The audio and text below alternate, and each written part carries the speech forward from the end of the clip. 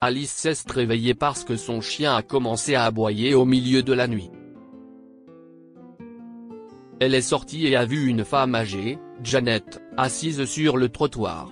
Après l'avoir incitée à entrer, Janet lui a raconté une histoire choquante sur sa belle-fille, et Alice a su qu'elle devait l'aider.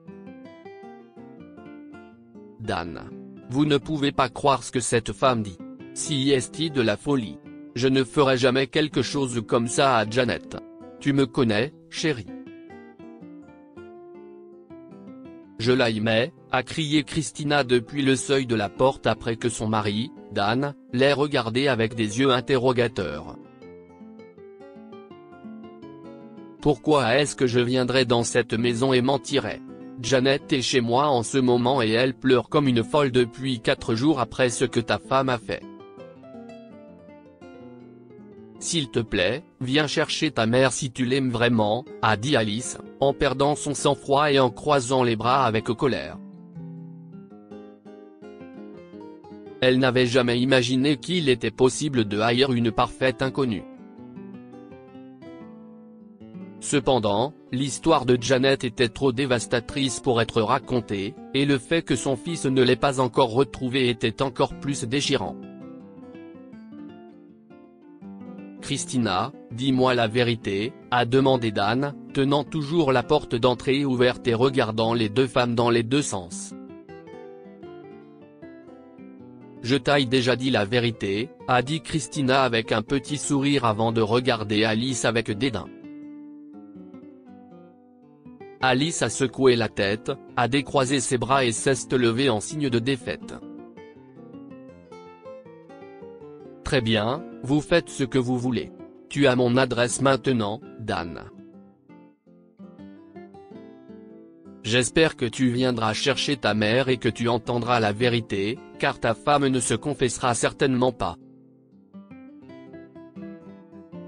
Au revoir, a-t-elle dit en se retournant pointe il y a 4 jours.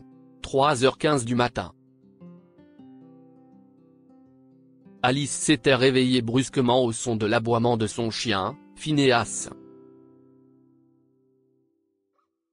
Il était habituellement calme, car il vivait dans l'un des meilleurs quartiers de Des Moines, dans l'Iowa. Cependant, Phineas faisait trop de bruit dehors, ce qui signifiait que quelque chose l'avait probablement alerté. Alors Alice s'est levée et est allée directement à la fenêtre. Après avoir ouvert un peu son rideau, elle a vu qu'il pleuvait, mais qu'une silhouette était assise sur le trottoir juste devant sa maison. Qui pourrait être là par ce temps? Est-ce un cambrioleur? A-t-elle d'abord pensé, mais la personne était dans une position si faible qu'elle ne pouvait être dangereuse pour personne. Elle a pensé à appeler la police, mais c'était trop extrême. Je suis peut-être stupide de sortir de là, s'est-elle dit en enfilant sa robe de chambre et en descendant les escaliers. Phineas s'est précipité vers elle après qu'elle ait ouvert la porte d'entrée et attrapé un parapluie. Mais il est retourné vers la clôture, remuant la queue et essayant d'attirer l'attention de la silhouette. En s'approchant, Alice a remarqué que la silhouette était une femme, et que ses vêtements étaient trempés. « Madame. Que faites-vous ici? Vous allez tomber malade, a-t-elle dit un peu fort, pour qu'on l'entende sous la pluie. « Je suis vraiment désolé, mademoiselle, j'ai dérangé votre chien. Je vais m'en aller maintenant, a répondu la femme qui faisait de son mieux pour se lever. Si est alors qu'Alice a remarqué à quel point elle était frêle. Après y avoir réfléchi une seconde, elle a ouvert la clôture, a aidé la femme à se lever et l'a guidée vers la maison. La frêle dame a essayé de protester, mais Alice a insisté. Une fois à l'intérieur, elle a conduit la femme dans sa salle de bain et lui a offert des vêtements de rechange. Elle a préparé du thé et a encouragé la dame à s'asseoir avec elle dans la cuisine pour en siroter. « Madame, pouvez-vous me dire votre nom et ce que vous faisiez là-bas » a-t-elle demandé prudemment. « Oh, mon Dieu! Je ne me suis même pas présenté. Où sont passées mes bonnes manières? Je m'appelle Janet, et j'étais là-bas. Parce que. La voix de Janet a tremblé, mais elle s'est raclée la gorge et a continué. Je suis désolé. C'est une longue histoire, et je n'arrive pas à croire que ce soit arrivé. Je suis debout, et tu es déjà dans ma maison, portant mes vêtements. Tu peux t'ouvrir à moi, a répondu Alice en adressant un sourire chaleureux à la femme plus âgée. Janet a souri à son tour. Avec des yeux brillants, elle a commencé à raconter son histoire. Ma belle-fille, Christina, est la femme la plus horrible que j'ai jamais rencontrée, mais elle a réussi à tromper mon fils, Dan. Elle veut me chasser de la maison depuis longtemps, et j'ai dit à Dan que j'irai vivre avec ma sœur Agnès, qui est à 2 heures d'ici. Mais il ne veut pas me laisser faire. Son père lui a fait promettre de s'occuper de moi. Si est un homme bien, alors, a commenté Alice, en sirotant son thé. Oui, mais il ne voit pas ou refuse de voir la façon dont Christina me traite. Bref, Dan est parti en voyage d'affaires, et Christina m'a demandé de faire un tour avec elle hier. J'étais méfiante, mais je ne pouvais pas dire non. Elle a conduit pendant des heures, mais ensuite, elle s'est arrêtée en bas de la rue, disant que nous avions un pneu crevé. Elle est sortie, et je suis sorti pour lui dire qu'il était trop tard et qu'il valait peut-être mieux attendre dans la voiture avec nos portes verrouillées. Mais dès que j'ai été distraite, elle est remontée dans sa voiture et est partie, a expliqué Janet, avec les yeux écarquillés.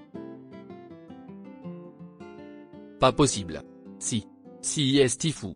Bref, j'ai essayé de courir après la voiture bêtement, mais j'ai vite perdu mon souffle, évidemment. Je me suis assis une seconde sur le trottoir, et il a commencé à pleuvoir. Je me suis senti vaincu à ce moment-là. J'ai commencé à pleurer.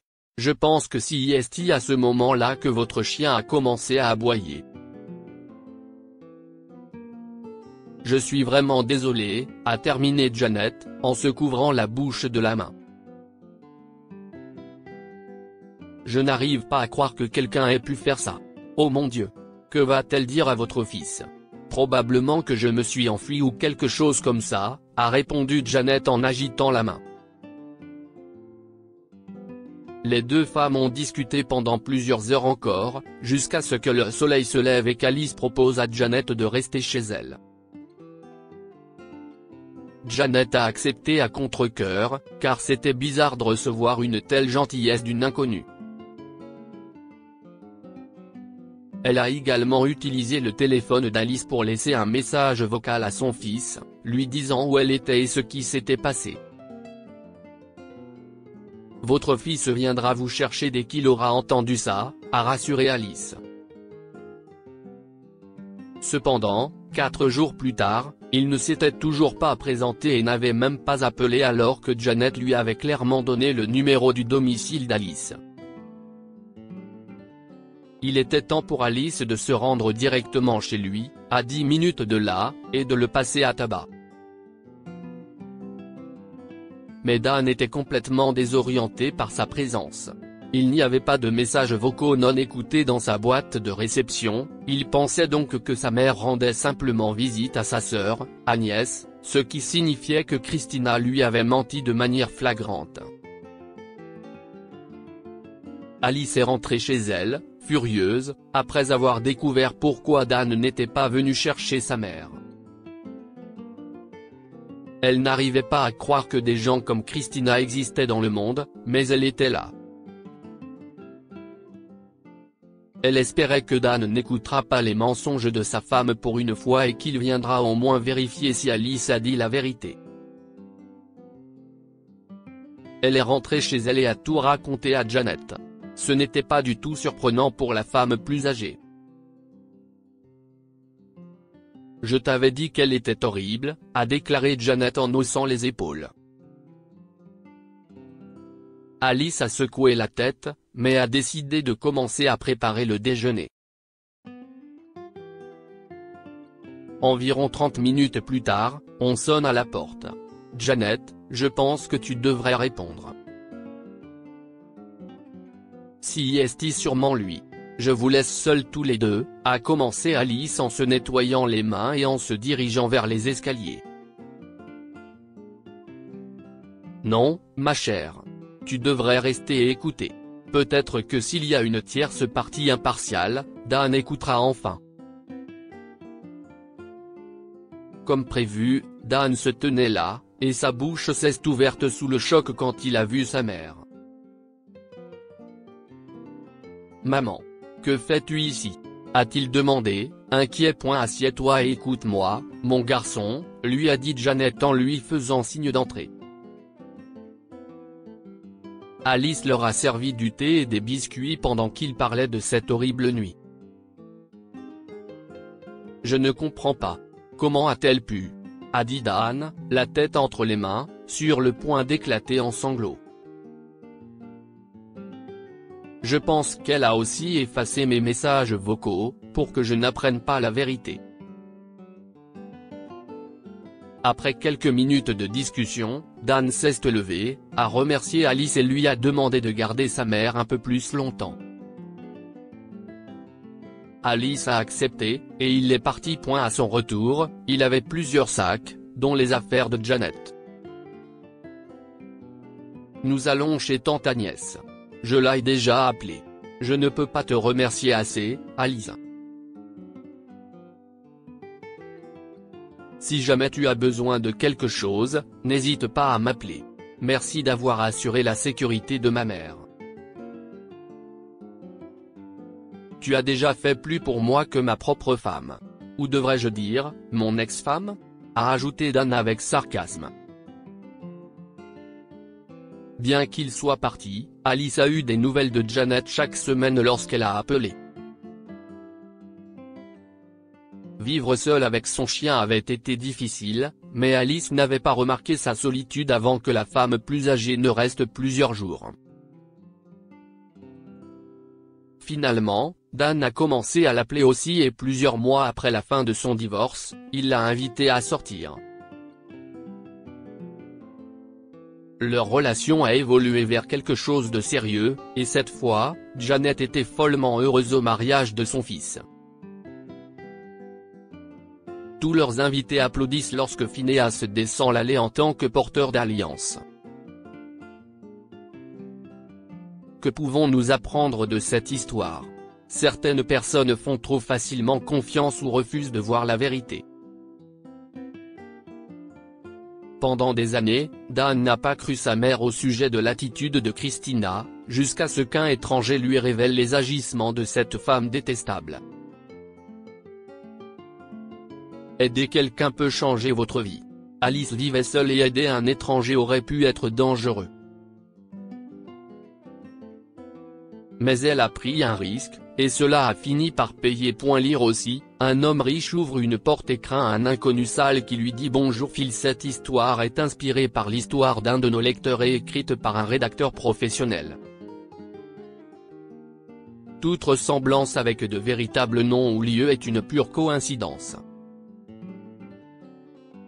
Toutes les images sont utilisées uniquement à des fins d'illustration. Partagez votre histoire avec nous. Elle changera peut-être la vie de quelqu'un. Si vous souhaitez partager votre histoire, envoyez-nous un mail à info@amomama.com. Abonnez-vous à Amomama sur Google News.